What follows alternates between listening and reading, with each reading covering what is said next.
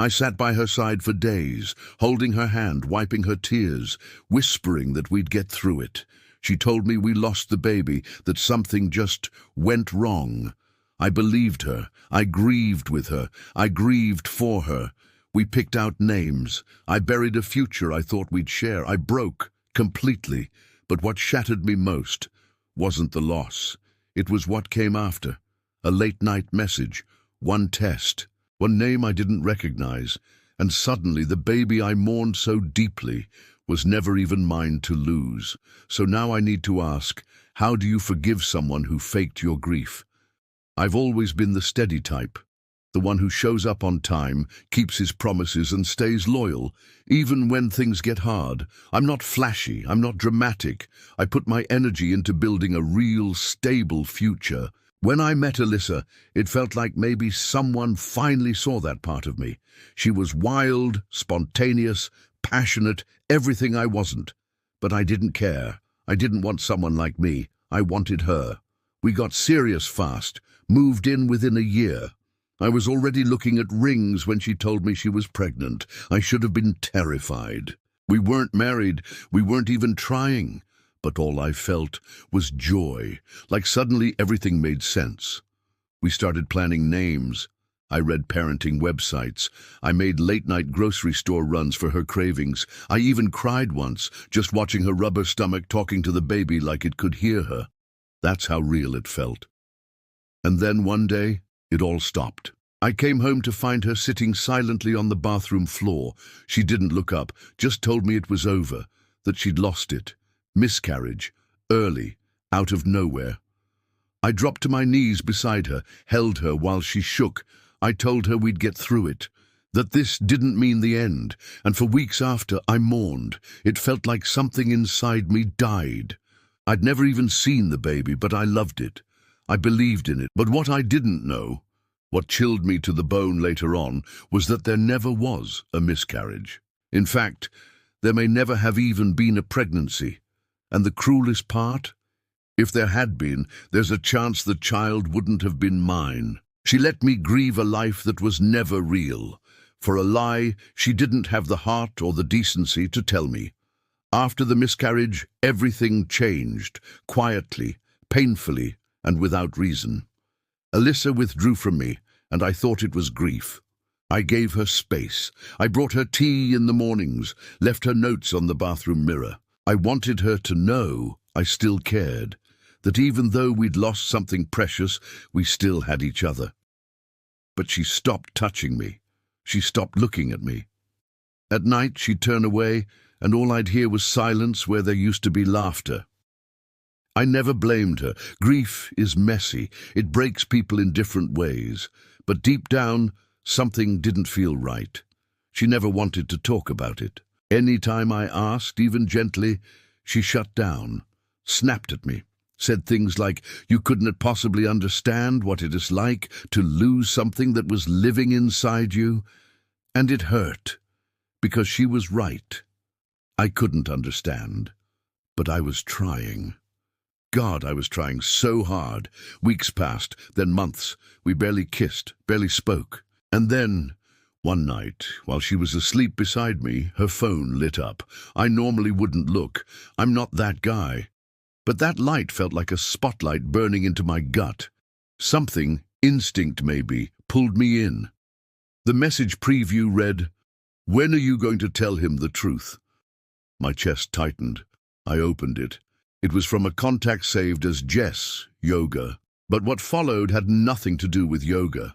There were messages going back weeks, conversations about keeping the lie going, references to someone else being the real father, even mentions of a paternity test she'd secretly taken, one that came back negative. My world stopped. I kept reading in silence, numb. Conversation after conversation laid it all bare. There most likely had been a pregnancy. She wasn't sure who the father was. And when the truth came out, she chose to fake a miscarriage to escape the fallout. And me, I was just collateral damage, the guilt pillow she cried on while she buried a truth she couldn't face. I stayed up the rest of that night staring at the ceiling, listening to her breathe. My heart had never felt so hollow. Part of me still didn't want to believe it. I hoped I was missing something, that maybe it was all some kind of misunderstanding. But the next morning, when I asked her directly, "Was there ever really a miscarriage?" she didn't answer.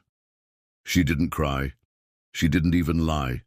She just stared at me like I already knew everything. And sometimes, silence is an answer. The betrayal wasn't just in what she did. It was in what she let me feel.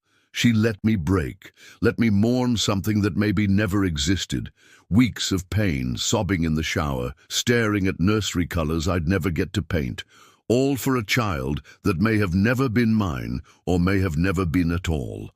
But one detail gnawed at me. Who was the real father? And why were they still messaging? Was he still in her life, hiding in plain sight? I wasn't just grieving a lie anymore. I was waking up inside of one. People always say the truth sets you free. Not for me. The truth buried me. After that morning, after her silence answered everything, I packed a bag and left.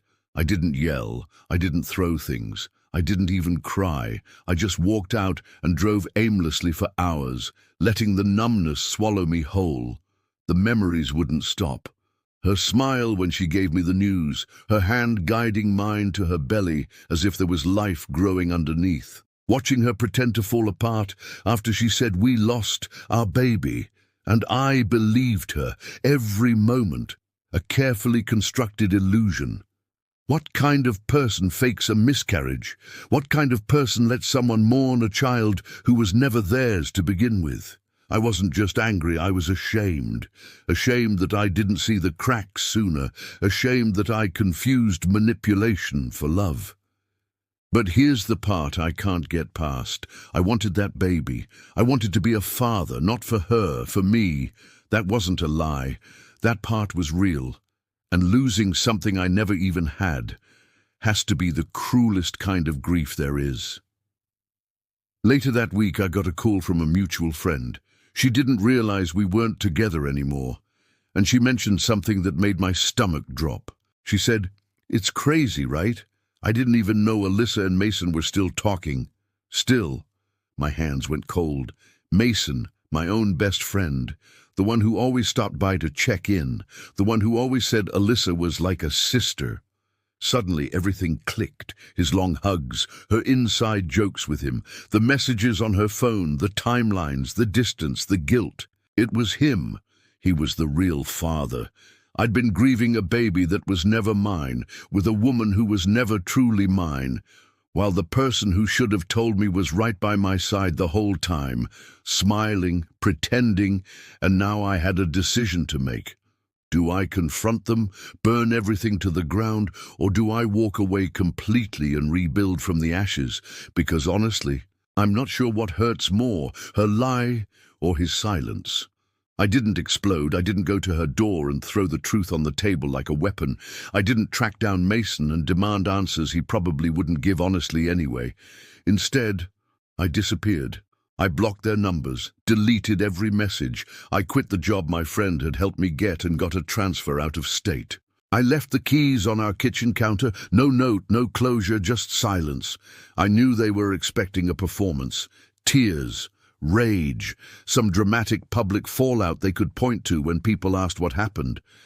But I gave them only what they gave me. Nothing real. Months passed, and then karma. I didn't go looking for it, didn't even care by then. But someone tagged me in a comment under one of Alyssa's photos. That's how I found out. Mason left. Turns out lies have a shelf life. A few months into playing house together, Mason discovered she hadn't just lied to me. She lied to him too. About who else she'd been seeing, about the timeline, and maybe, just maybe, about whether the baby was even his in the first place. He moved out. They unfollowed each other. Just like that, her entire web unraveled. And me? I was different by then. I had started therapy. I had started painting again. something I gave up when I tried to become the man she needed. I hiked for the first time in years. I took a solo trip. I started talking to a girl at work who didn't make my stomach twist or my thoughts spiral, not because I was falling again, but because I was finally standing. I spent so long mourning something fake that I forgot I still had something real, myself. Would I have loved that child? Absolutely. Would I have been a good father? I think so. But what I know now is that some losses are lessons, not punishments, and some betrayals are gifts in cruel, brutal disguise. So here's what I ask myself now. If grief can be fake, what kind of love will feel real when I finally find it?